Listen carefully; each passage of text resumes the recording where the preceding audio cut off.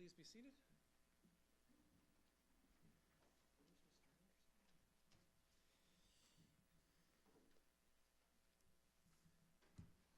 Welcome to the regular meeting of council for Monday, October 13th.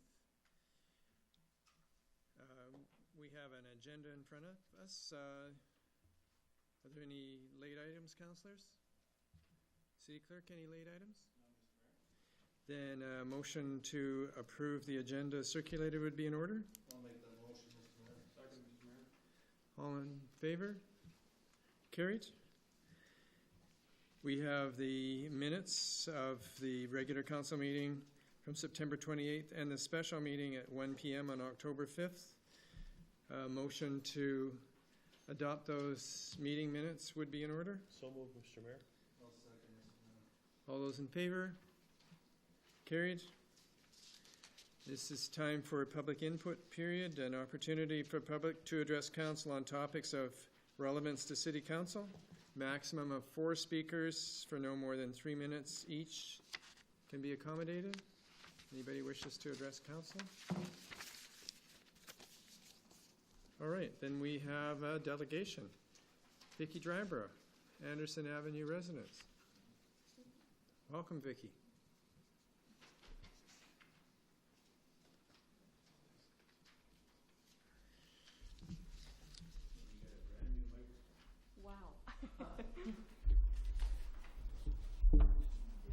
If you feel the need, you can pull it down.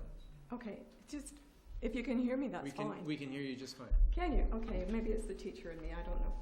So, Mr. Mayor, members of council, my name is Vicki Dryborough and I live at 2170 Anderson Avenue. I am here tonight with other concerned residents of Anderson Avenue because we are opposed to increased industrial truck traffic on our street. And I'm hoping that I can provide you with information you may not have considered. We have more than enough truck traffic already. Dump trucks, hog trucks, fuel trucks, logging trucks, low beds, chip trucks, scrap trucks, and lumber trucks, to name a few. On top of that, in the summer, we have campers, motorhomes, tour buses, trucks towing boats, trucks towing travel trailers, cars and vans full of tourists and hikers going to Bamfield, Nitnat, China Creek, and points in between. There are only 2 stop signs on Anderson Avenue. One is at the crosswalk where little kids cross to get to McQuina Elementary School. And the other is at the crosswalk young children have to use when walking to E.J. Dunn, which is also an elementary school now. There are no sidewalks where I live, so pedestrians have to walk in the roadway, and kids waiting for the school bus stand at the side of the road. So what, you might say? Operators of heavy trucks are trained professionals. Well, let's take a look at professional drivers. While there are a few who've been driving in our street for years, obeying the speed limit and making as little noise as possible, all drivers are not created equal. A couple of months ago, a professional driver driving a loaded logging truck failed to check their brakes before heading down Ship Creek Road and had a runaway onto 3rd Avenue. Fortunately, nobody was hurt. Imagine if that truck had been traveling down Anderson. When the high school was being built, a professional driver from out of town ran the 4-way stop by McQuina School 4 times in a row. He didn't even slow down. 2 weeks ago, I saw another professional driver who was going too fast down Anderson Avenue, jammed on his brakes, and came to a stop a good 1/3 of the way into the McQuina School intersection. There were 2 kids in the crosswalk. On our street, there are chip trucks, lumber trucks, tanker trucks, flat deck trucks, scrap trucks, and of course, gravel trucks. A lot of these trucks are pulling an extra trailer. All this heavy truck traffic chews up the pavement. Who's going to pay to replace or repair that road damage? I bet it's not the trucking companies. Let's consider the drivers for a minute. They are providing employment to the people who work in the mills and dry lands they haul to. If they must travel through our community, we should endeavor to provide the safest route possible for them. If they are directed to use Redford, 10th, and Anderson, they will be driving a route where they have to make multiple lane changes, right and left-hand turns which take them into oncoming traffic lanes, all the while watching out for pedestrians, people in motorized wheelchairs, school children, and other traffic. If they use 3rd Avenue, they stay in one lane all the way through. Other drivers always know where they will be, and because there are 2 lanes in each direction, they are able to pass and continue safely on their way. Which brings me to my next concern. Because there is one stop sign on Anderson between Argyle Street and Ship Creek Road, traffic only has to stop once on the long, long hill down to Argyle Street. I call it the Anderson Avenue Luge. Not all trucks speed, but most of them do, depending on the time of day. Traffic coming off the Bamfield Road is already speeding. Drivers leave the gravel road behind and it's full speed ahead on the paved road all the way to town. They come up the hill, past the 250 kph signs, and continue on, speeding down Anderson as if it was a highway. I taught elementary school for 30 years, and I know only too well how kids and traffic don't mix. Through the American Automobile Association, I discovered a video called Children in Traffic, which documents a 3-year study conducted by the Traffic Safety Council in Bonn, Germany, that looked at young children aged 4 to 8 in a variety of traffic situations. The results of their research may surprise you. Children are not like you and me. First of all, they see and hear differently. Did you know a child's field of vision is 1/3 narrower than that of an adult? Therefore, they will see an approaching vehicle much later than an adult will. Children assume that if they can see the vehicle, the driver can see them. Children will hear a vehicle, but will only see it after looking around for several times because they cannot readily identify from which direction the sound is coming. Often they look in the wrong direction. They have the same difficulty locating the warning sound of a horn. At the end of every school day, we used to remind the kids not to run across the crosswalk, to stop and look both ways first. Still, we were getting reports of kids stepping out into the crosswalk in front of cars. They think they are home free because they're in a crosswalk. Older kids are just as dangerous, but in a different way. I have seen them roughhousing and pushing each other, and one or more often wind up on the road. I've seen that on Dunbar a lot. Children perceive traffic situations differently than adults do. They cannot see or understand a dangerous situation developing. They cannot gauge speed or distance. Small children have difficulty telling the difference between a standing and a moving vehicle. Imagine their confusion when they try to use a crosswalk on Anderson Avenue, with vehicles coming from all directions while others are edging around corners to make a right-hand turn. Children don't know about right-of-way. They can't predict which vehicle will make the next move. Younger children imitate older children without the knowledge and experience to rely on. If an older child dashes across the street, the younger one will too, even if they're not sure they can make it in time. If they drop something or see something on the road, they will focus on it and stop to pick it up. Children behave differently than we do. They are not small adults. Their understanding is limited by their age, development, and experience. Not all 6-year-olds are the same, and there is always a chance they will do the unexpected. Getting back to trucks, drivers of heavy commercial vehicles cannot see kids once they've entered the street. Drivers who like to do rolling stops at stop signs would never see a little kid who runs out into the crosswalk. Drivers cannot hear kids. The trucks are so noisy they would never hear a child shout or cry, and neither would anyone else. If the noise is so bad you can't sit on your patio, how could you possibly hear a child cry out? The good news is that there's another route the trucks can take. From the AV Times, November 1970, the new road will serve to divert heavy-duty industrial traffic from Anderson Avenue. Mayor Bishop said, such heavy industrial traffic on city streets is a traffic hazard. In the AV Times, February 22nd, 1971, the project will mean that contractors will no longer have to haul through the city. And in the M&B News, January 1975, Ship Creek Road was built to take trucks off city streets to reduce inconvenience to residents. 40 years later, Ship Creek Road is still there. It hasn't disappeared or fallen into disrepair. I strongly believe that's where industrial truck traffic belongs.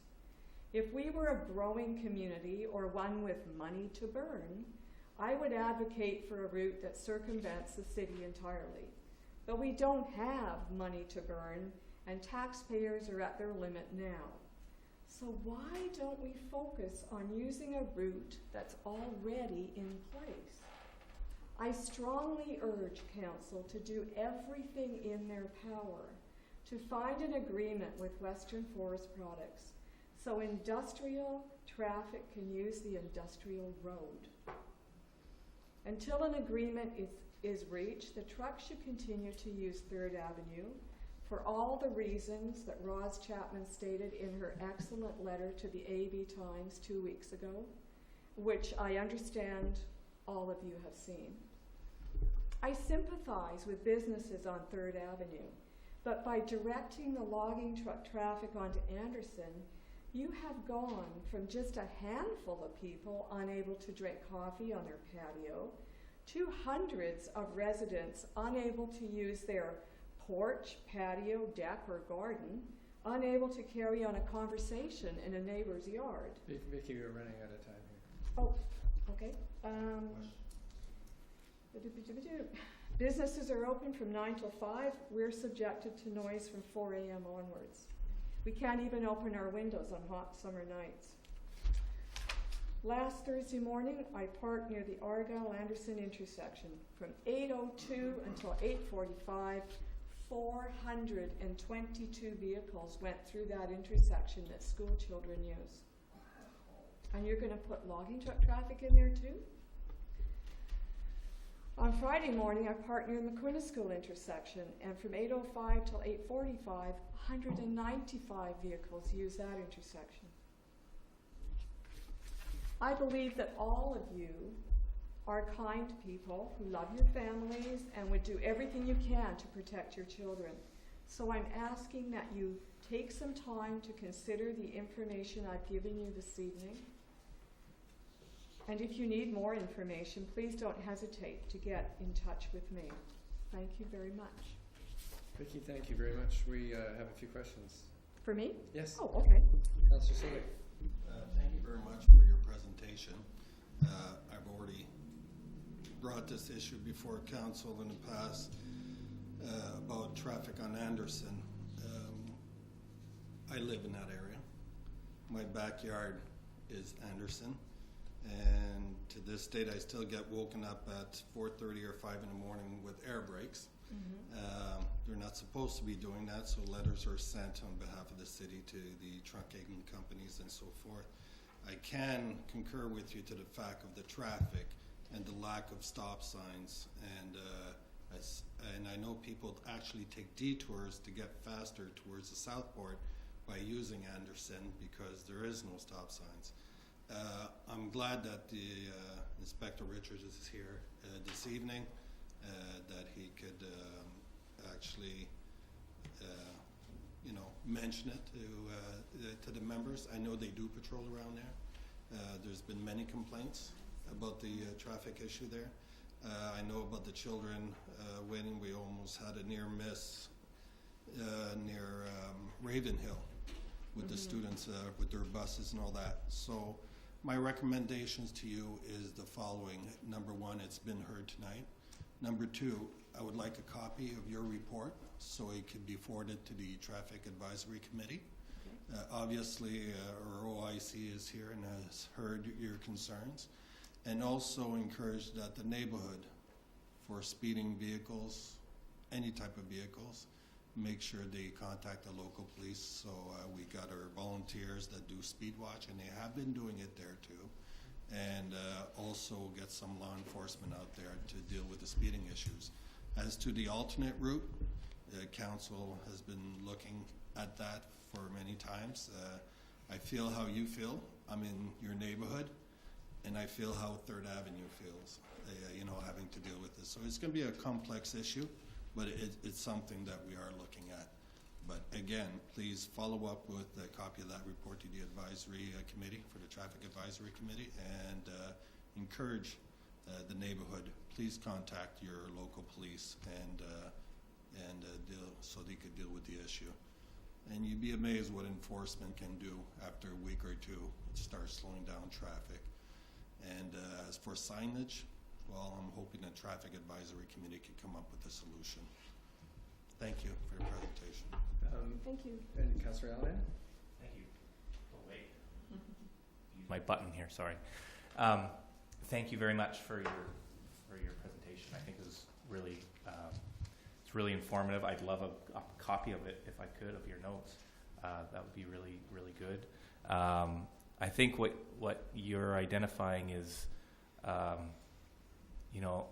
we have for a very long time in the city had industrial traffic going through town, and it's been an ongoing problem, and it's something we need to keep trying to address in every way we can to make sure that our residents, our businesses, our commercial, our industrial are all trying to get to a place where it's the best for all. So I hope we can address those concerns, and I also read in Rosalind's letter about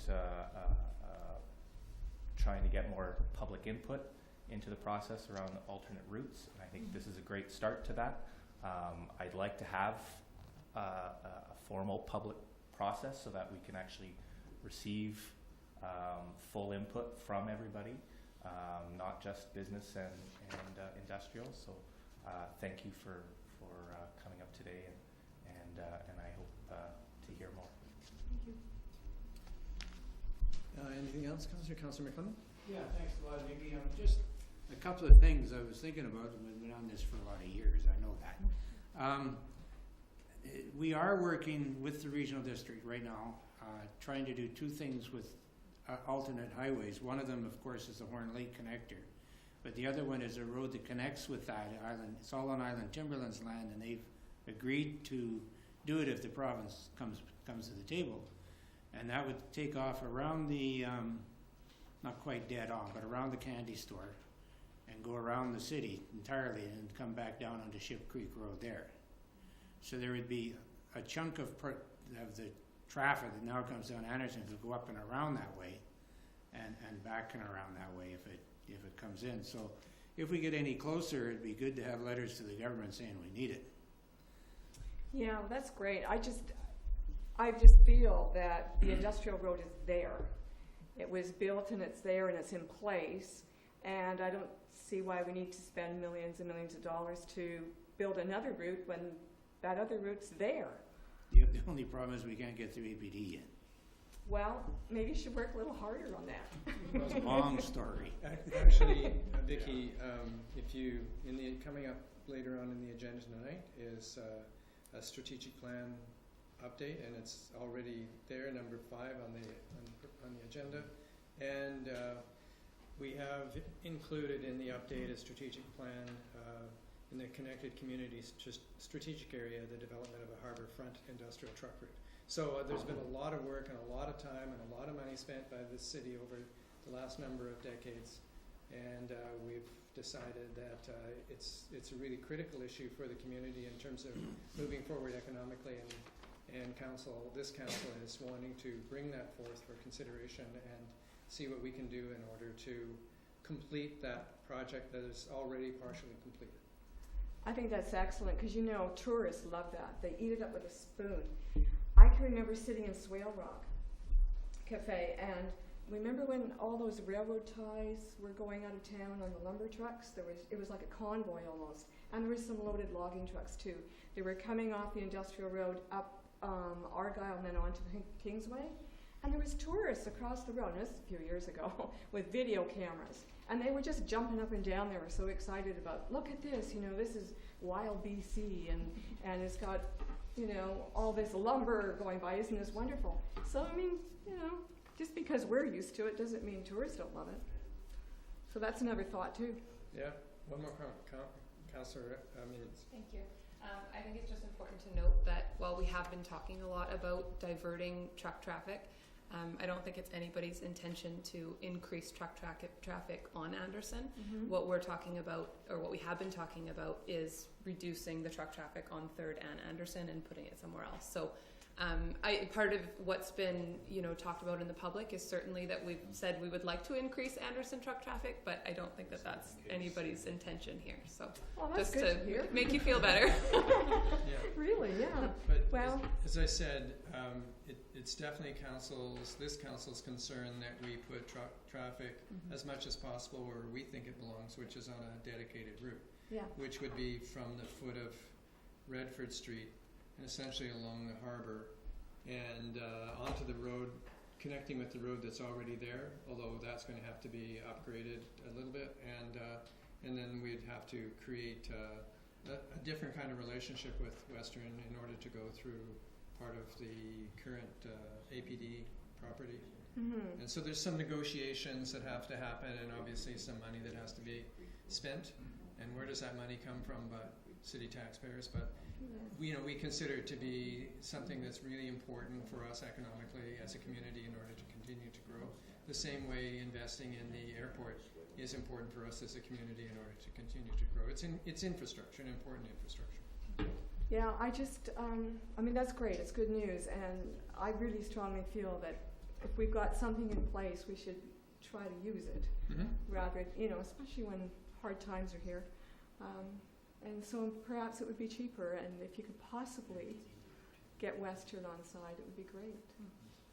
Missing link. Yeah, it's not to say that they won't be cooperative. I'm sure they will be. They will be more than willing to talk to us. Oh, that's good. That's great news. Yeah. Okay. Okay, thank you. Thank you very much for your presentation. All right, that was our delegation. There are no items of unfinished business, and which brings us on to staff reports. First one, accounts. Councillor Washington. Thank you, Mr. Mayor. I move that the certification of the Director of Finance dated October 13, 2015 be received and checks numbered 132578 to 132748, inclusive in payment of accounts totaling $928,659.22 be approved. Is there a seconder? I'll second that, Mr. Mayor. All those in favor? Carried. Thank you very much. City Clerk, lots A and B, former plywood site, lease termination. City Clerk, do you want to give us a verbal update on that? Yes, this is a report from the City Clerk, as you noted, advising that the Port Alberni Port Authority has consented to the early termination of lease for lots A and B of the former plywood mill site. Thank you. And Councillor Sobe, do you want to make the motion? I'll make the Motion that the report from the city clerk dated October 6, 2015, advising the Port Alberni Port Authority has consented to early termination of the lease for lots A and B of the plywood site effective October 31st, 2015 be received. Is there a seconder? All those in favor? Carried. And from city engineer, lagoon decommissioning. Yes, Mr. Mayor, this is a report from the city engineer requesting approval to enter into an agreement for a grant from the Environment Canada National Wetland Conservation Fund. Okay. City engineer, do you have further explanation for us? Mr. Mayor, the Liquid Waste Management Plan is a document that incorporates a lot of our sewage handling in the future. And one piece is obviously the sewage treatment plant. And there's other aspects around that as well. Another one is the decommissioning of the old lagoon. And it is part of our new project. And this particular fund application came up. And we thought it would be a good application for the project, and we applied for it, and we were awarded $164,000 to help decommission. So, if it's not like we're going to make that old lagoon disappear from the estuary, that would be a very expensive undertaking. But I think our plan is to perhaps decommission some of the dikes. Allow some of the floodwaters and tide waters to come through for fish passage, increase some of the lengths of some of those spawning channels in an environmental beneficial way. Councillor McClellan? Yeah, I'm looking over this agreement. I don't look like the government's got to do very much, and we got to do a whole lot. I'm just curious, how much is this project going to cost us altogether? I notice in here they're going to give us $164,000, and we have to have up to $164,000. We may not get it all because of all these 33,000 regulations in here, but we have to have $191,500 around, which still isn't a whole lot of money. So how much is this project going to cost us altogether? Mr. Mayor, I expect that would be the order of the expenditures, as Councillor McClellan just mentioned. You know, what we'll try to do is work within the existing project budget that we have to incorporate a lot of that work within the major project. But I think at this point, I think the project's good. I think it needs to be done at some point. And the federal government is also excited in this project too. There's a local person that is aware of the project and is on that, is in that ministry that's supportive of it. So this money looks like it's given out over 3 years. yes, Ends in 2018. yeah. And it's presumably solid regardless of what happens next Monday?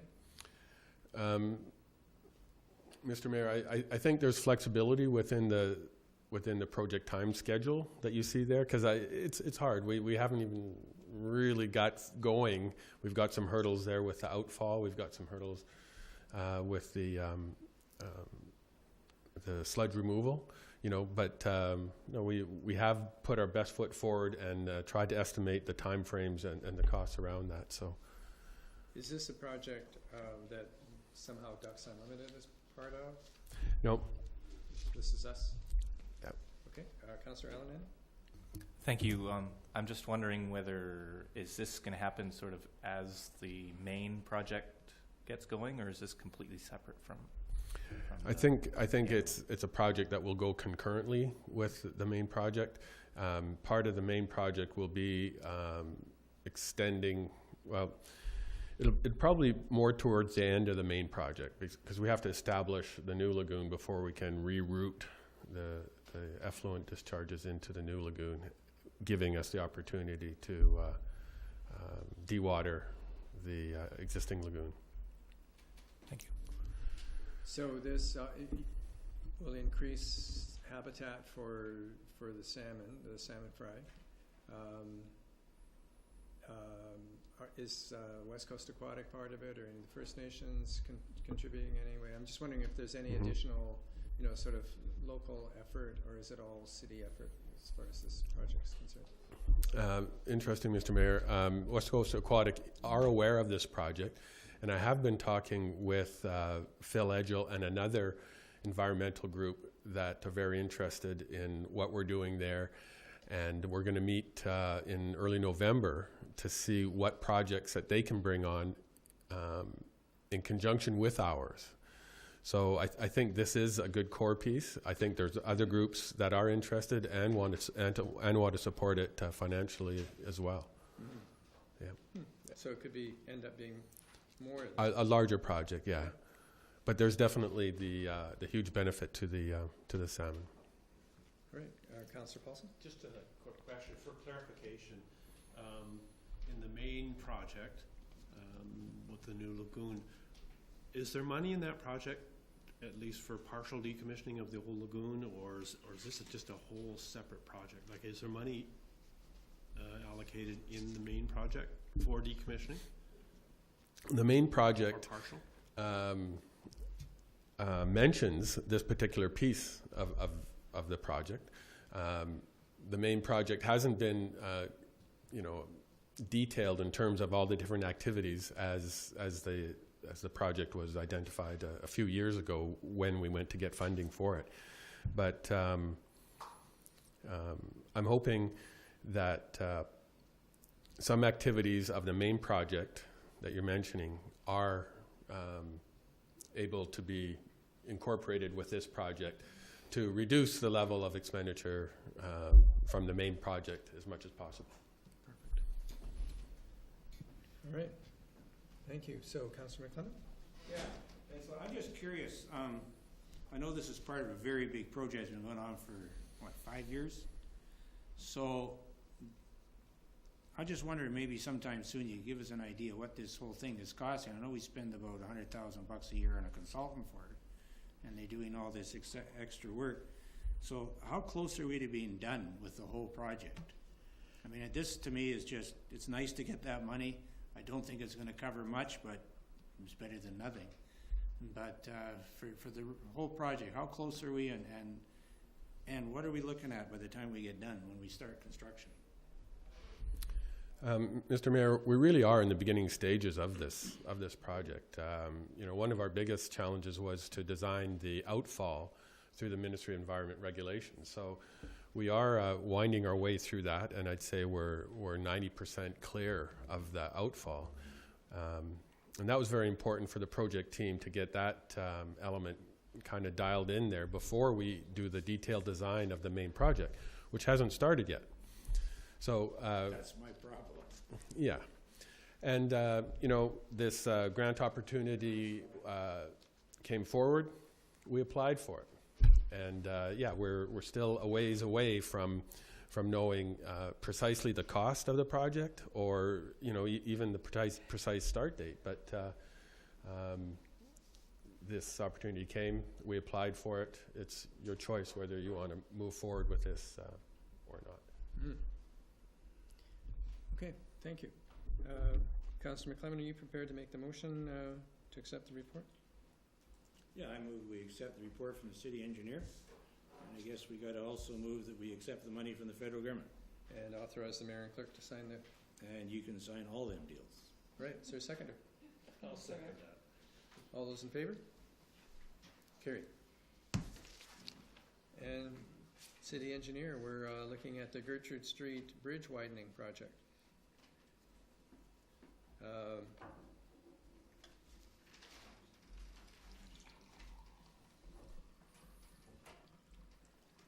Looks like the bid came in where it needed to. Yeah, interestingly enough, eh? I found it amusing too. I don't have it quite in front of me here. Oh, there we go. But we had a few bids, as you can see. They were varied in cost, and we think we've got a very good contractor, Mr. Mayor, to help us with this project. Do you need any more background on the project? I think it's been quite popular over the last few years, but I can speak to any piece of this project that you'd like. Councillor Paulson? Where is K&G based out of? Frank Morris is K&G Installations. He's a bridge contractor over a number of years with many bridges on the island. His home base is in Courtenay. He's done a lot of work in Port Alberni as well. Councillor Washington? Thank you, Mr. Mayor. Your memo says 5 tenders. Were the other 4 local, or how far were the local people? Ballpark, so to speak. Yep. Bowerman Excavating was the only local contractor, and he bid in there at around $321,000. And the other people were from Nanaimo. Okay, Councillor Alberni? Just one thing, I wasn't completely clear on whether the new bridge will actually still retain sidewalks or whether everybody will be going over the new pedestrian bridge on the side there. Mr. Mayor, that's an important detail. The existing bridge structure, the substructure itself, is sound. There isn't enough strength or capacity within the substructure to make the road really wide. We're widening the road a little bit. That will accommodate cycling lanes on each side. But pedestrians were guiding down to the new footbridge that we put in just upstream last year. So we don't see any pedestrians on the road. The substructure just wasn't strong enough to allow that extra width to have a road, cycling lanes, and sidewalks, traditionally associated with the bridge. So we've got an interesting combination there. And it was much cheaper to do it this way. I expect we're going to be a lot better off with a separate walking bridge like we did, and the cycling lanes up top there. Does seem a lot safer that way anyway. So. Yeah. And, sorry, but it says, when are you proposing to start on this? Is this a 2016 project? Mr. Mayor, the contractor is ready to go. He's excited about the job. He'll be calling me first thing in the morning to get you and the clerk to sign that document. And he wants to move on it right away. All right, okay. Yeah, it's not a perfect time of the year to start that project, but I think we can work our way through it. There'll be traffic disruptions. We will try to manage those the best we can. But it is a really good project. Right. Councillor McClement? Yeah, thanks a lot for, and I do appreciate having all the bids here. We can look at them, I know usually we do, but sometimes they get kind of left out. I just always find them interesting, mobilization and demobilization. I'm not sure they're setting up an army or what they're doing, but it's pretty. Some of them bid pretty high and some low. It's just kind of an interesting thing to look at. But my question or concern was answered mostly by Councillor Alberni's question. But is there no way we can put cycles over the footpath that's going over the bridge, and then just have a bit wider for vehicles? And to me, cycle lanes are one of the most dangerous things on any city street. So, what is the concept there? Where's the cycle lane going to reach into as it gets onto the success, or what's it going to do? Right. Well, Mr. Mayor, I think you'd have to be a cyclist to understand why you wouldn't force the cyclists down off that road onto a bridge and up the other side. Cyclists, they want to go from A to B as effectively and efficiently as possible. So there's room for the cyclists and the traffic on the bridge widening that we're proposing. I think it's a good orientation for the bridge. So just, Mr. Mayor, if I could, now he's confused me a bit more. We're coming down Gertrude, and there's all parking on both sides of the road. And where does the cycle lane that's on the bridge go at either end? What does it go into? Well, on the south side, there is extra width within Gertrude Street there, so there's plenty of room for cyclist parking and vehicles on the south side. And then it's the squeeze at that bridge, and this is one of the reasons why we're widening it. And then on the other side of that, the sidewalk tapers that come into the bridge, they'll be trimmed back. And then the cyclists will have to then join the existing road that's there, of course. And that's not very wide. It's as wide as it always has been, and we're not proposing to widen that at the moment. I just hope no cyclists get hurt on anything we build to put them on, because open a door, cyclist hits the door. I've had them cut in front of me in other towns that got these cycle lanes. I think there's an invisible wall there to protect them. And I think they're unsafe, and I'm not convinced I'll be supporting any in Port Alberni yet. Councilor Minion? Thank you, Mr. Mayor. I think it would be more dangerous to put cyclists zipping past pedestrians on a narrow bridge. So, Councilor Minion, so you prepared to make that motion? Thank you. That the report from the city engineer dated October 7th, 2015 be received, and council for the city of Port Alberni award the tender for the Gertrude Street Bridge widening project to the low bidder K&G Installations for $249,000 plus tax from funds provided in the 2015 5-year financial plan. Second, Mr. Mayor. All those in favor? Carried. Thank you, City Engineer. City Manager, we have a strategic plan update. Thank you, Mr. Mayor.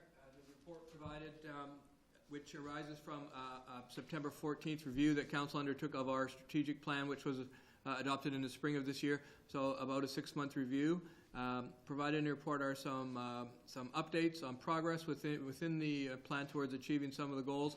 Under the Live Within Our Means strategic goal, we have reviewed our permissive tax exemption policy and adopted a new bylaw recently.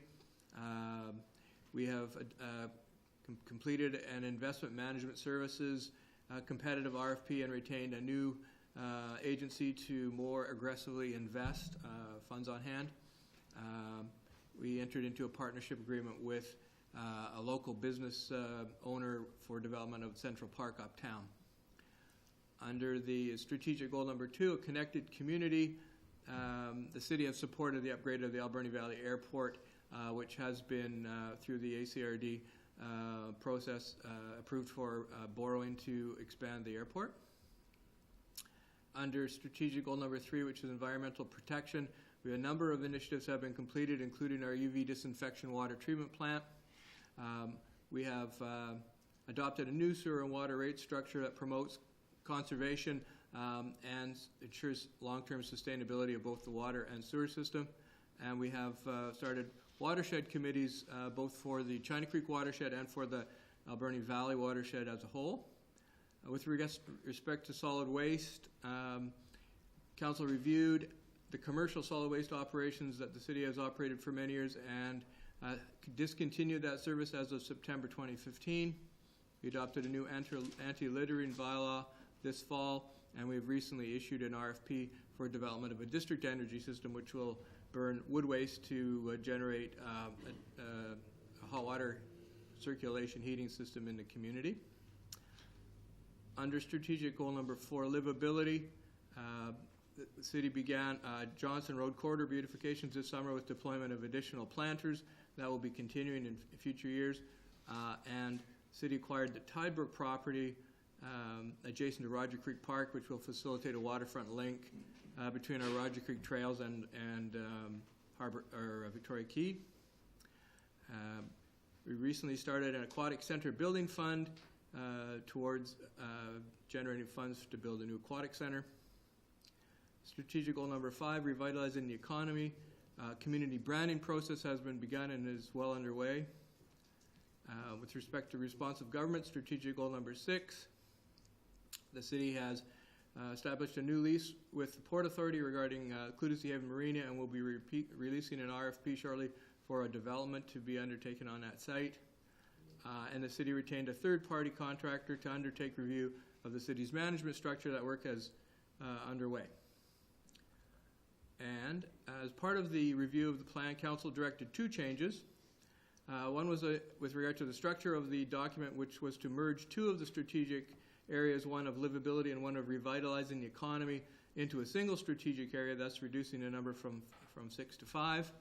And council also directed that the inclusion under connected community strategic area of the development of a harborfront industrial truck route. And a copy of the updated plan is attached to the report for council and the public's information, Mr. Mayor. Thank you, City Manager. Any questions, Council? And Councillor Paulson, you want to make that motion? The council for the city of Port Alberni endorse the updated 2015 to 2018 strategic plan as presented. Is there a seconder? Second that, Mr. Mayor. All those in favor? Carried. And we have Councillor current status report. Any questions, Council? Councillor McLennan? Yeah, just one question for something on it and one for something that's just not on it still for some reason. Maybe it's done. Canadian Tire and the Dry Creek Sandy Dump for using Sandy Dump for RVs. The summer is now pretty much over and it's getting to the time when Canadian Tire may be wanting to shut theirs. So we made an arrangement with them to not do that. City Manager, do you know the answer to that? The signage for Dry Creek Sandy Dump Station and discussion with Canadian Tire Sandy Dump Station open year-round are included as items 14 and 15 on mine, Mr. Mayor. And I could ask the engineer if he could report on progress with respect to those two. Okay. Thanks, Mr. Mayor. We have been in touch with Canadian Tire, and I know there needs to be a final meeting with them just to finalize what needs to be done there. I think there is some openness with Canadian Tire and our utilities to ensure that the system is open year-round. And signage, I am checking in on that. I think we had ordered the signs. I suspect if they haven't been put up, they'd be put up shortly. Okay, thank you. Anything else? Well, just the other question wasn't for the engineer. I'm just curious, I guess, does our economic development manager have his full-time assistant yet? Yes. Oh, Really? Good. thank you, Mr. Deacon. Any other questions, Council? Councillor Allen? I'm just wondering about, I have to remember to press the button. I'm just wondering about an update on the Fall Fairgrounds Alberni paving, kind of where that is at. Mr. Mayor, we have provided direction to the tenant to find a new location, and as of yet, we have not heard that they have been successful in doing that. Our economic development manager did try to find a site that would be suitable, so I would have to check back with them and see if they've had any luck finding a new site. Okay, but no confirmation yet that it's completed. Not complete, no. Okay, thank you. Just one Councillor more. Allen? Just wondering about the sign bylaws and how it's been working out with the federal election going on. Although that's probably more for Davina, but city clerk.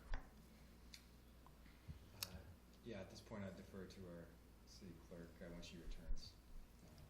Fair enough. I'm not aware of any progress on that item. Okay. Anything else? All right, then,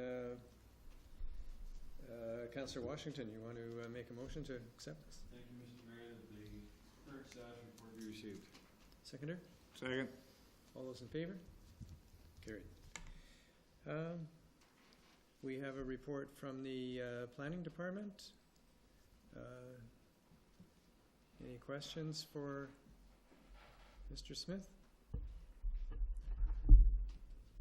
I would like to just make one note that you'll notice a pretty significant jump in the multifamily permits, and that's a result of the final building permit for the Chuckosit building, and that's for their multifamily portion of that building, and that's why you see that statistic jumped in September. Okay. And I'd be pleased to answer any questions. Councillor Minions? Thank you, Mr. Mayor. Just a quick question. Do we have any idea what the time frame is on that development? How far? I know they're really working on it right now, but when is it expected to complete?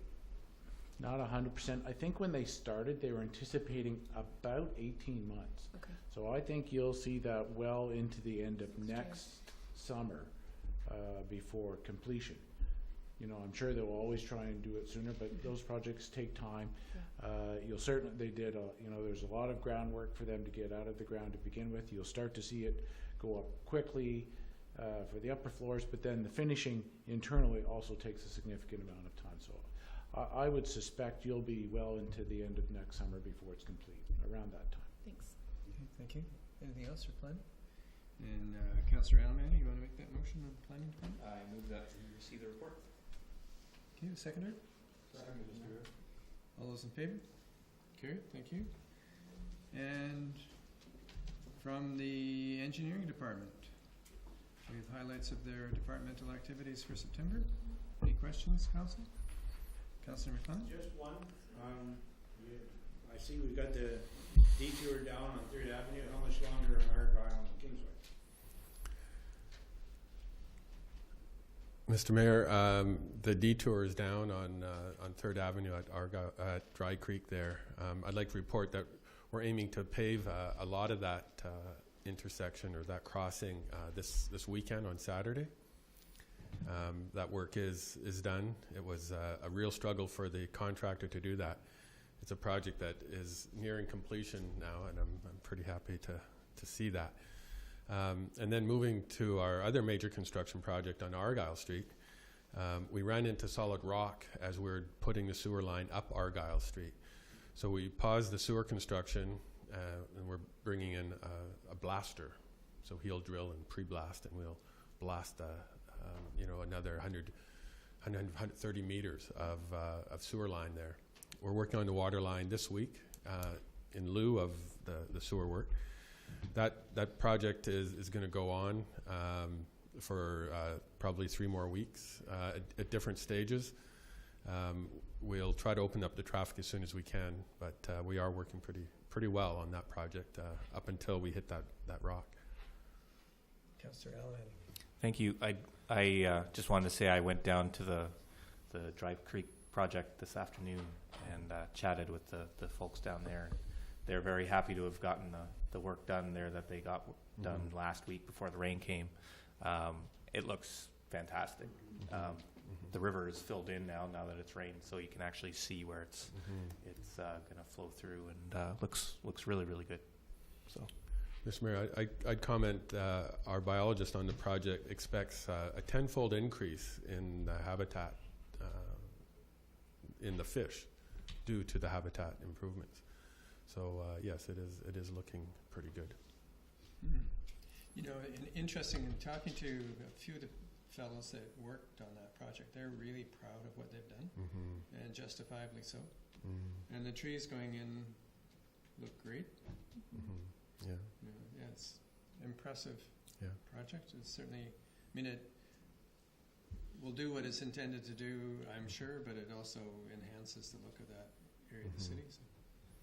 Yeah, it was hard to imagine or vision, as I presented that over the years, and I must admit that, it is turning out to be a good-looking project, and yes, it will just improve with the vegetation moving in and the fish returning.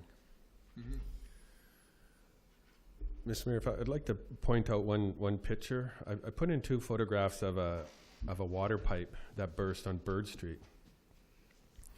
You can see there it's a cast iron pipe. It's 300 millimeters in diameter, and okay, there you go, Jake. Yeah, and you can see the picture above the middle one there is when it was in place and it was leaking. So you can just see a series of drips down the bottom of the pipe. And then the pipe then was cut out and then put up top, and you could see the crack in the bottom. And it's just an interesting failure of a pipe of that age, of a cast iron pipe. I've never seen a longitudinal failure on the bottom of the pipe like that. And I guess it's a little bit unusual, but the failure isn't unusual in that it broke. It's how it broke. The pipe is of age, and this pipe is one of the ones that we are planning to replace over the next few years. So I just wanted to bring that attention, just a very odd fracture longitudinally on the invert of the pipe. So you said this was on Bird Street? This is on Bird Street. Where on Bird Street? Just east of Bird Street from the reservoirs there. Yeah. Oh, okay. Mhm. It's the same pipe that we have identified clearly in our waterworks plan. Councillor Alemany? I'm just wondering, was it leaking like that before, or is that like one failure and it did all of that at once, or what do you? Yeah, I suspect, and we always have discussions around how it failed, why it failed, and you know how we went about the job. But this would have ultimately failed at one time, because if it can't fail like that over time. There would be enough water coming through that we would spot it. So it all just opened at one point. It's hard to figure out exactly what was going on there. Oftentimes in the fall we get shifts in the pipe due to the different temperatures of the ground, and our cast iron lines will break. And I expect that's probably what happened here, but it wasn't that we dipped temperature too low, but I'm thinking that's what happened ultimately, was just a ground shift. Councillor Sylvie? Thank you, Mr. Mayor. Would I be correct if I stated that this is a prime example of our aging infrastructure, and most of our town is with those cast iron pipes? I think you're partly right, Councillor Sauvé. I think this is a prime example, and I did want to highlight it, bring it to your attention, because you know, some of our infrastructure is of this type and age. A lot of it isn't. In our water system, we have replaced a number of our older pipes, and they were wooden stave pipes at one point. So they were replaced with PVC pipes. So a lot of our water system is more current plastic pipe. But we have identified some of our main trunks in the old cast iron for replacement. Would it be under your advisement that we take this as a wake-up call on our future budgets? And are you planning that for the future budgets? Because it is a main concern for our infrastructure. Yeah, certainly, and it is music to my ears that it has your attention. We made a good step most recently with our water rate and sewer rate structure. That will allow us to start to build funds for future infrastructure projects. We have an aggressive water replacement program in the next 5 years, and this main trunk line from the Cowichan reservoirs north is one of those major pieces of infrastructure that we have planned to replace. So we're well on our way to try to address some of our water system issues, certainly. Thank you. Okay. Anything else, Council? Councillor McClellan, you want to make the motion to receive the report? I move we accept the city engineer's report. Seconder? Second. All those in favor? Carried. Thank you, city engineer. Brings us to part G, bylaws. City clerk, are you able to give a verbal report update on the October 13th public hearing? Yes, thank you very much, Mr. Mayor. So as noted, a public hearing was held at 6 p.m. this evening in council chambers, and that was in regards to zoning map amendment number 8 for 4965 Gordon Avenue, bylaw number 4888. The applicants are applying to amend the zoning bylaw to facilitate a subdivision application to create 2 small single-family residential lots. Background information was provided by the city planner, and there was no correspondence or input received from the public. And there were also no questions from the council. The public hearing was terminated at approximately 6:07 p.m. And that's all, Mr. Mayor. Thank you. Councillor Alemany, you want to make the motion to receive the report? Yes, that the verbal report of the public hearing held October 13th, 2015 regarding bylaw number 4888 be received. Second, Mr. Mayor. All those in favor? Carried. And Councillor Alemany? That zoning map amendment number 8, 4965 Gordon Avenue Hall, bylaw number 4888 be read a third time. Second, Mr. Mayor. All those in favor? Carried. Thank you. Now we're on to part H, correspondence for action. First one is from Ross Chapman, a letter dated September 24th, essentially supporting the reduction in truck traffic on Anderson Avenue. Questions, Council? Councillor Minions, you prepared to make that motion? Got the letter dated September 24th, 2015, requesting council reduce truck traffic on Anderson Avenue and establish an alternative route be received. Is there a seconder? Second, Mr. Mayor. All those in favor? Carried. Thank you. From Clean Energy BC, we have an invitation to their annual conference in Vancouver, November 1st to 4th. Any questions, Council? Councillor McClellan? Mr. Mayor, I'd make a motion that we receive the letter and don't send anybody. And don't send anybody? Thank you. Is there a seconder for that motion? I'll second that, Mr. Mayor. And if you need a reason being, it just seems to me to be a feel-good for BC Hydro. I don't think the city taxpayer needs to pay $400 or $500 to get someone over there just for that. It doesn't give us a lot of time to prepare for No, it. it's very short. Yeah. Any further discussion, Council? This looks like some interesting highlights there, but at any rate, any further discussion? No? Okay, all those in favor of the motion? Opposed? Carried.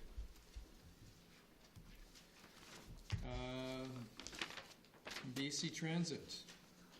We have a letter from September 28th providing an update on their revised custom registration process and proposed considerations for expansion and implementation timing.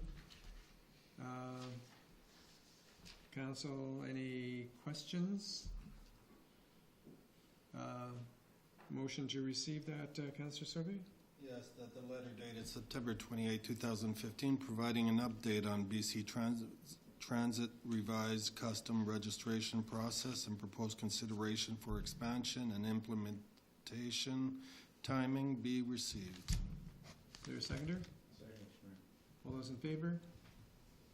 Carried. And from John Douglas, permission to put a banner across 10th Avenue at Maitland Wallace promoting the polar bear swim, essentially. Any questions, Council? Councillor McClellan?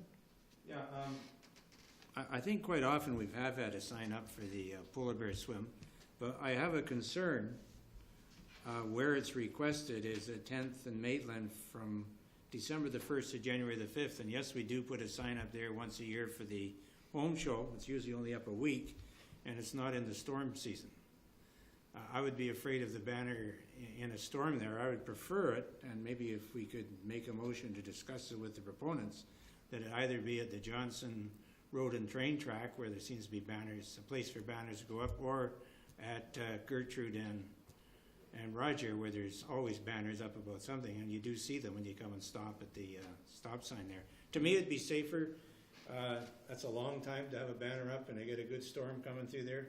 Maybe this year there won't be one. That'd be nice, but that's just my thoughts when I read it, that's all. I don't have a problem with the banner going up and advertising it, as long as I don't have to get wet and cold that day. That's the other problem. Well, the letter doesn't also say where the polar bear swim is or any of that stuff. That'll be on the banner, I'm sure.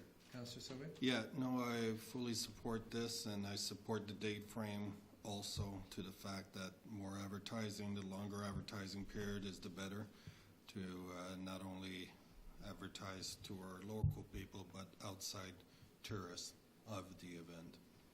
So I just want to tell you I was supporting for that date frame. Thank you. What about your feeling about where the banner should go? No problem at all. No problem with the request or no problem with No Councillor problem with the McClellan's? request at all. Okay. So we have a motion. Councillor Paulson, you prepared to make that motion? I think we have one more, Council. Oh, I'm sorry. Okay, don't worry about it. I don't mean to ignore you. I just didn't come out of that side of my eye. Did we cover your question, Councillor? No problem, sir. Thank you. Okay. Councillor Paulson. That the email dated October 5th, 2015, requesting permission to suspend a banner across 10th Avenue in the Maitland-Wallace area from December 1st, 2015 to January 5th, 2016, to promote the polar bear swim be received, and the request approved subject to provision of liability insurance. Is there a seconder? I'll second. Okay, all those in favor? Opposed? Okay, carried. going to make an amendment, Mr. Mayor. That was what my hand was up for, I wasn't voting. Oh, I That's see. okay. Missed it. I think it, I just hope that we don't have a problem. I got no problem with advertising, but I do have a fear of that location in a storm. I watch my grandson play soccer there every Saturday, and it doesn't know how to blow. Yeah. Just as city manager, as a matter of course, it became an issue. Is it something that city staff would deal with? Certainly, Mr. Mayor, if it was a safety issue, city staff would deal with it. If it was just a maintenance issue, we would refer it to the owner of the banner to do. Okay, thank you. If it falls down on somebody. And we have one last item You from don't care. Mr. Chris Rose, an email dated October 1st, enclosing a copy of the letter to the UBCM from early in August regarding a call for action on climate change. Any comments, council? Any questions? Need for clarification? Then, Councillor Minions, are you prepared to make that motion? That the email dated October 1st, 2015, enclosing copy of letter to UBCM dated August 6, 2014, regarding a call for action on climate change be received. Seconder? Second, Mr. Mayor. All those in favor? Carried. No proclamations this meeting. And we do have informational correspondence. City Clerk, could you go through that informational correspondence for us, please? Yes, Mr. Mayor, we have 4 items, I believe. The first is a letter from the Vancouver Island Regional Library providing their 2016-2020 financial plan, noting an average increase of 3.66%. A letter from the Bread of Life thanking the city for exempting the Bread of Life Center from municipal taxation. A email from Stephanie Cadeau, Minister of Children and Family Development, recognizing October as Foster Family Month, and encouraging local governments to post fact sheets and posters to help raise awareness of fostering. A news release from Island Health announcing that routine HIV testing will be offered to all patients admitted to West Coast General Hospital in Port Alberni. And finally, in the 5th one, a letter from the Ministry of Forests, Lands and Natural Resource Operations advising that an expansion to the Alberni Valley Community Forest has been put on hold until the summer of 2016. Okay, and Councillor Minions, do you want to comment on that Vancouver Island Regional Library? Thank you, Mr. Mayor. Please. The library has been something that's been discussed a lot lately because of the hugely increasing costs. I think a lot of people aren't aware, but just the Alberni Valley, our annual cost of our library is $1.15 million right now.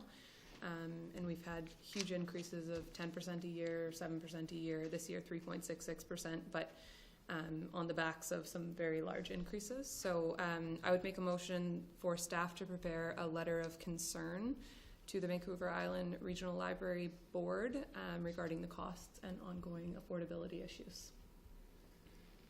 Is someone prepared to second that so we can discuss it a bit? I'll second it. Okay. Council, the City of Port Alberni, together with the regional district, puts a significant amount of money into the Vancouver Island Regional Library each year, or I should say the residents of the City of Port Alberni. And that's a separate portion on your tax bill. And like many citizens in Port Alberni, I tend not to look at those separate portions so much. I look at the bottom line, how much is it costing me? But now that I'm in this position, I look at it and say, okay, what are the things that contribute to that bottom line? And a big chunk of what's contributing to that bottom line is an item that we have almost no influence over. And that's the increasing cost for the Vancouver Island Regional Library. And so, Councillor Minions, do you want to give us a little bit of background in terms of how those costs have increased over time? Yes, so the library system is a co-op, so our portion, what we pay, is essentially just delegated to us based on our population and our assessment values. Just over the last year was a 5.5% increase. The year before that was 7 point something. I think the 2 years before that were 7% increases as well, and then there was a 10% increase at one point. So just the city of Port Alberni right now is paying $680,000 a year for the library, into the library system anyways. But the Alberni Valley portion of the regional district is paying an additional almost $500,000. So it's a huge cost, and it's a great service, and we certainly have to recognize that, but it's a challenging system because we don't have control to say it's no longer affordable to us. The cost just gets delegated to us. So it's something that we've been talking about for a while, maybe needing to send a message that the increases are not affordable to us anymore, and what can we do to stop them from ever going up, or at least, stop the huge increases anyways, bring them down to a more reasonable level. So any prediction over the next 3 or 4 years what those increases are going to be for the citizens of the city of Port Alberni by, say, 2018? I don't know the actual amount, but I know that an average of 3.66%. I think there are a few years that are 5% increases still, and one that's an over 6% increase. So it's not becoming sustainable. It's still, because there are a lot of libraries that across Vancouver Island or in the system that need huge renovations or repairs or brand new libraries still. The costs are not coming down. Council, I do know by investigating a little bit that over the next 3 years, the citizens of the city of Port Alberni will be going from $680,000 contribution to $821,000 contribution, which is a really significant increase for us as a city of 17,500 people. Councillor Sobey?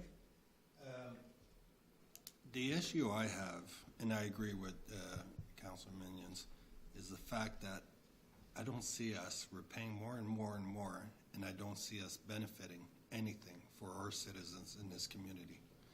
I see other communities enhancing, improving, and everything, but I almost feel like we're paying a share to support other communities' upgrades. So I'm just concerned about the amount and also the economic forecast for our library. Our library, I feel, is very important for this community and for the literacy program. But the thing is, it's going to come that the price doesn't match what we have right now. Okay, Councillor McClellan? Yeah, it seems to be going up and up and up, and I think that a couple of things we can do, and we should maybe start planning now to make a presentation of the AVICC, the Vancouver Island Communities. We've had it there before, and myself and a few others kind of got in the minority by saying we didn't want to pay anymore, and a lot of the other towns seem to enjoy paying more. I think a library is very important. I don't think, we got a brand new one, by the way, and I guess they're saying, hey, you guys in Port Alberni got yours, now we want ours.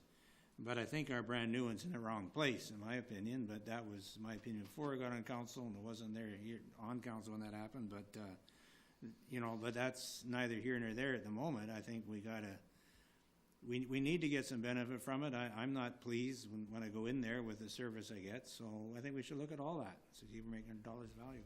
But definitely for the AVICC, we should go together some other towns, and if we can, and make a real resolution for it. Okay, Councillor Minions and Councillor Paulson. Thank you, Mr. Mayor. Just to Councillor Sauvé, I think you're absolutely right. I mean, we do have a fantastic library here. We're lucky that we had a renovation, so there is definitely benefit in the service that we're getting, but it is a co-op system, so we are paying for, Nanaimo's brand new 2 libraries. A lot of communities have brand new libraries. Campbell River's getting a brand new library. We got a renovation, and we're lucky to have that, but because of the type of system it does cost us more and more and more money just to have, to help other communities pay for their new libraries. So we're lucky to have ours, but it is a very expensive system, and It just may not always be affordable to us, so I think we need to start discussing that. Councillor Paulson? Just a quick question to Councillor Minions. Do we have an idea of what the actual operating cost of our library is? Like, is it broken out? I mean, does it cost us $300,000 a year and we're paying 1.1? I mean, at that point in time, if you're paying 1.1, we're just as well off to take the money and run our own library, Yeah. not be in the co-op. I don't have that information. That wasn't in our budget presentation on the board, but I mean, I would estimate it's less than 1.15 million for sure, substantially less, but I don't know specifically what our cost is. Councillor Sobey? Just a question to Councillor Minions. As for the co-op, is there any legislation that prevents us from leaving the co-op and just running our own? I don't believe so. I'm sure there would be substantial challenges to that, and there are benefits to being a part of the co-op because as a city, we're not responsible if our library has a huge problem and we do end up needing a new one. It's, won't cost us that money directly. But I think it would be challenging to just run our own. Vancouver Island Regional Library is a great system in that, you can exchange books for you can take advantage of what the whole island has, with the exception of Victoria. So it is a really good system. I don't want to, send a message that it's not a good system. It's just whether or not it's going to be affordable to us. Councillor Washington? Thank you, Mr. Mayor. At these meetings, do they advise you how many children actually utilize the library? Do they tell you the attendance at the library? Is it well attended or poorly attended or not attended? Or? At our first board meeting that I attended last year, actually, they gave us a fact sheet for each of our libraries. And the Port Alberni Library is underused compared to the majority of the libraries. But it is well used still, for sure. Vancouver Island Regional Library certainly operates high-end libraries. So like the Nanaimo and Campbell River and other libraries are very well attended. I can definitely find that fact sheet from last year, not directly right now, No, but that's okay. No, it was just a curiosity. Ours is definitely used We've to a lower we've raised percentage than awareness of some how of our much other it costs. ones. Now people are going to say how many people use it. Yeah, exactly. Okay, any other comments, Council? City Clerk, could you just read back the motion for us, please? Yes, Mr. Mayor, that staff be directed to send a letter to the Vancouver Island Regional Library Board expressing concern regarding the increasing costs of two-member levies. Okay, so on the motion, all those in favor? Carried. And would this be a time, Mr. Mayor, to make a motion that we put in a resolution of the AVICC? That'd be a good time to do that. And then we don't forget? Yes. So I'll make that motion. We put a resolution in regarding the costs to the library, and that can be worded out later. And I'll second that, Mr. Mayor. Okay, all those in favor? Carried. Thank you. Okay, it brings us to K, report from in camera. Receive the rest of the letters. I'm sorry. We need a motion to receive the rest of the correspondence.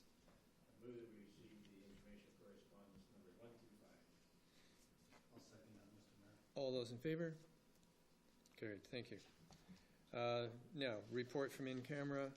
I'm pleased to report out that from in camera, the council hired an independent external consultant, Judy Rogers Consulting, to conduct a review of core service areas and compensation. The consultant's report was received by council at an in-camera meeting on October 5th, 2015. At today's in-camera meeting, October 13th, the council considered and endorsed the recommendations contained in the report and has provided direction to the city manager to bring back a report outlining a process and timeline for implementation.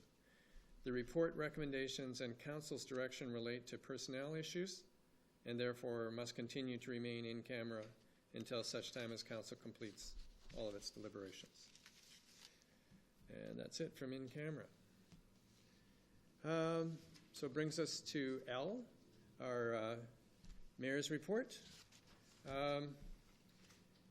First item is more for public rather than for council, but You know, I continue to be so impressed with the depth and breadth of councillors' involvement and commitment to our community, and to fulfilling the role that they were elected to do. So it's a pleasure to work with this group of people and who are really committed to everything that what it means to be a councillor for the city of Port Alberni. Island Health, I attended a meeting about local health needs, met with the members of the board for Island Health, and had the pleasure of meeting both the chair and the vice chair of Island Health, and carried on or conveyed to them a number of concerns that we have as a city.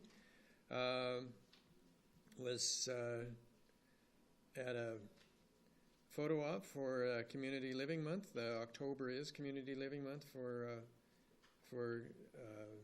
Community Living BC and our local group. I was at a lunch event earlier for the Vital Signs report from the AV Foundation. Last week we had a mayor's breakfast and presentation through the ACRD about food and agriculture. And in fact, most of our breakfast was done with local food. It was great. Today I was at the Agricultural Development Committee, and some interesting ongoing proposals about food security in Port Alberni and the Alberni Valley. So it's an interesting week. And I move the acceptance of my report. Second that, Mr. Mayor. All those in favor? Carried. Regional District, Councillor McClellan. Yes, Mr. Mayor, the next regional district meeting is tomorrow. So there isn't a whole lot to report just now, just that we're going ahead with the airport and other problems concerning that. And I think I'll just leave that as the report. If Okay. you have something you wish to add? No, you've covered it. Lots of in-camera stuff with that one. Yeah, I keep forgetting what's in camera. I keep quiet. You want to move acceptance of your report? I move that acceptance. I'll second, Mr. Mayor. All those in favor? Carried. And Councillor Washington, what have you been up to? Thank you, Mr. Mayor. Heritage Commission meeting October 7th. A lot of good discussion. Little highlights for next year. There's anticipation of 7 cruise ships to be coming into Port Alberni, so that's big news. On the industrial heritage end, the Halloween train is scheduled for October 31st with help from Quality Foods. November, there'll be BCIT will be out training on our train tracks again, and of course the ever popular Santa train December 5th and 6th. A lot of other good reports. The community at large, they're putting the tour in the word detour right now because of the construction we're having up there, and they're having quite success redirecting. The visitors are still around town, so they're happy to do that, and that's my report. Thank you. Councillor Alamani? Thank you. I guess one food security committee had a good meeting last week. Talked a little bit about addressing climate change and addressing some training that we could look at for the community. So there'll be minutes that'll come out of that in the next little while. I wanted to mention the Number 7 Challenge website, number7challenge.ca, I think it is, which is really great, and that's a race that's happening next May, and advertisement for that is ramping up. And then I just wanted to make a note, one about the AV Times shutting down last week. I think it's worth mentioning that there's one less person in the audience today sitting beside the AV News reporter, and I think that's a very important point in our history as a community, but it's also very important democratically as far as having a vibrant news media in our community that can keep all of us accountable, and provincial and federal politicians accountable. So I think that's worth mentioning. And the last editorial from Eric Plummer was very good on that point. And the last one, I just wanted to encourage people to go out and vote next Monday. Lots of people apparently already going out this weekend, which is awesome. 76% increase or something like that over last year, last election's advance voting. So hopefully lots of people get out there and vote on Monday. 3.6 million people voted in the advance polls. Yep. Councillor Minions. Thank you, Mr. Mayor. To try to read my notes on my new smash cell phone screen. I attended the Island Health Board meeting, which was a great process to see. It was nice for them to do one in Port Alberni, although I did note that they have no board members representing our community. Their board members are really scattered all over the island, but nobody really from our region, so I thought that was interesting. They did announce that they talked a little bit about the new HIV testing program, which I thought was interesting. They're going to be offering routine testing to anybody who gets admitted to the hospital if they choose to take it. And then also they announced that they're going to be putting in 5 new short-term addiction recovery beds locally, which is great news for us as well. So those will be, I think, medical detox beds. I attended the Vital Signs report launch. There's a lot of great information in that report for people who haven't seen it. It's available online and it can be picked up, I think, at the city. We've got some, as well as some other places. Civic Affairs Committee meeting this morning. We had some great discussion around just different needs of businesses in the community, and there was a lot of interesting talk around some of our bigger businesses and shoplifting being a real issue in town and how they can work together in different ways to communicate more effectively and maybe start to deal with it just in a more proactive way. And that's my report. Thank you. Councillor Paulson? October 5th, a number of us were honored enough to be involved in a photo with the Association for Community Living, and just remind everybody Community Living Month. October 6th, attended the 2015 Vital Signs report release, and I think some of these are in the front foyer here too, if anybody wants to grab one, and it's very interesting reading for sure. Just to follow up on your agricultural note, I was able to have a wonderful Thanksgiving dinner out at our local water buffalo farm, and actually in the conversation there were 2 restaurants that have approached them to use water buffalo on their menus and so on. So I think that's really interesting that local restaurants and stuff are looking towards the 1 kilometer diet, I guess you would call it. Speaking of voting, has anybody seen the vote rocks? Yeah. Somebody's leaving little rocks around and it just says vote on the rocks. I saw one in the garden at the multiplex today, so that's pretty cool. That's pretty cool. There's one in the garden at City Hall. Is there? Haven't you noticed? You put it there, didn't you? Yeah, it's there. Mike's dropping vote rocks. I've dipped into my first little foray into media. Wake up back there. I've actually done a number of hockey games as the color commentary for the Bulldogs games, and it's really interesting in that booth. It's like juggling like 10 milk cartons full, open. It's amazing how quickly things happen up there. So that's been kind of fun. And last but not least, and I just want to go back to UBCM, and I know that we all had our own experiences there, and I have a written report that I'd like to submit, if I could, and it's just for the record. It shows that I was there and I did behave, not badly, but I did behave. So if I could submit that report, I would appreciate that, and that's the end of my dissertation. Okay, thank you, Councillor Paulson. Councillor Sauvé? Thank you, Mr. Mayor. October the 5th, I attended for the community living photo op and all that. And on the 6th of October, I attended the Alberni Valley Community Foundation with other councillors, which I discovered a lot of good stats, and yes, the pamphlet is available, but I addressed a few stats, a lot of them from 2013, that number one, after tax poverty rate for children 0 to 17 years old in the valley is 38.8%, which was kind of alarming for me.